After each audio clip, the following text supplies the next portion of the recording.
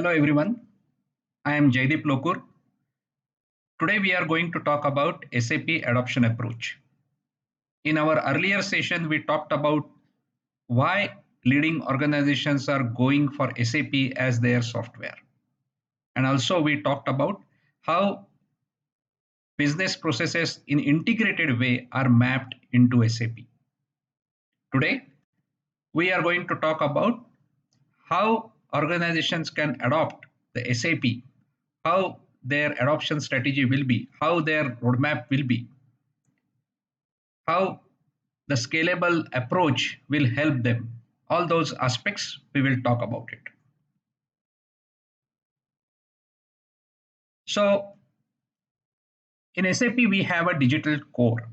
What do you mean by digital core? Earlier, we talked about various business processes in finance, sales, service, HR, procurement, marketing, manufacturing, asset management, supply chain, R&D, right? So those all processes are mapped into digital core. For example, in finance, core accounting is there, the order management, right from taking the order to billing, order to cash is mapped into the sales. Similarly, the production, which is in manufacturing, right? So all these processes are mapped into digital core. Now, in the same box or in the same instance, we can have some additional business operations or basically the opportunity to do the processes into a detailed way. For example, when we are talking about R&D, the product lifecycle management, if you want to do, it can be done in the same SAP box. But for that, you will be requiring additional license. In manufacturing, if your manufacturing is a complex and you want to set it up a complex rules, then you will have to get additional license for the respective functionality. Treasury management or sales performance management, subscription billing and revenue management, for all those functionalities you will require to take additional licenses. So when any organization is starting, they can start with their basic processes and they can go for additional functionality based on to their requirements subsequently by getting additional licenses. Now, still you want to move further, right? You want to do supplier collaboration, which comes under the procurement. Then you can get additional cloud product, SAP cloud product. Integrated business planning, related aspects you want to do, then you can go for IBP, which is again another product. Hybris, if you want to have some additional functionalities into the sales or service or marketing, then you can go for the Hybris, right?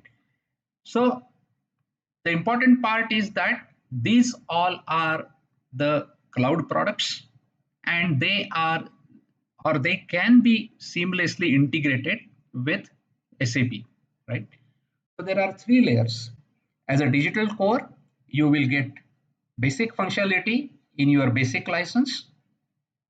If you need some additional functionality, then you can get additional licenses. Those particularly functionalities can be activated once you get those licenses in the same box. If you want to further expand based on to your business requirement, then you can get additional SAP products. Normally they are cloud products like SuccessFactors, Ariba, and Hybris. Right? So it is not necessary that for day one you need the basic license, you need the additional functionality licenses, and also you need additional cloud products. You can start with your digital core also. These all functionalities are not exhaustive list of all functionalities or the success factor, Ariba, Hybris, those are not the only cloud products. This is just for your understanding. I have given few examples. When we are going to do deep dive, at that point of a time, we will be talking about a detailed functionality in each of the area. Now, many of the customers may have SAP as a ECC already established. They already have a ECC and they wanted to move to S4 HANA. What do you mean by S4 HANA? S4 HANA is a new product launched by SAP since 2015, and they have a plan by which they are improving that day by day by adding the functionalities and also making it sure that the new technologies like AI, ML are also can be leveraged along with the S4 HANA.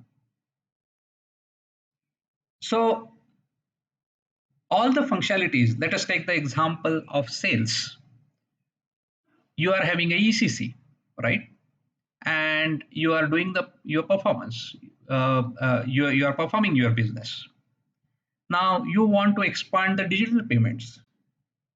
At that point of a time, you can decide that okay, I will go for the hybrids. Yeah. But whether I should convert my ECC to S4 HANA first and do the hybrids later, or I should get the hybrids first and do the conversion from ECC to S4 later, those all decisions can be taken for the sales area, right? Similarly, for the procurement, you can decide I will start with Ariba and subsequently I will convert my ECC to S4 or vice versa. Means I will go for S4 HANA first and subsequently I will be getting the Ariba. Those all decisions, be it your finance, be it your supply chain, be it your manufacturing, be it your sales, be it your platform, you will have to decide how my roadmap will be. And that is how basically the organizations will think, and based onto their business requirements, they will decide the roadmap. So the SAP products will enable you to go for their products in scalable way, and you can integrate them seamlessly based on to your roadmap. So I hope you must have understood what I mean by the scalable approach. What I mean by that, in incremental way, you can go with SAP products and leverage the organization objectives. That's all for now. We will be meeting in the next session with another point. Thank you.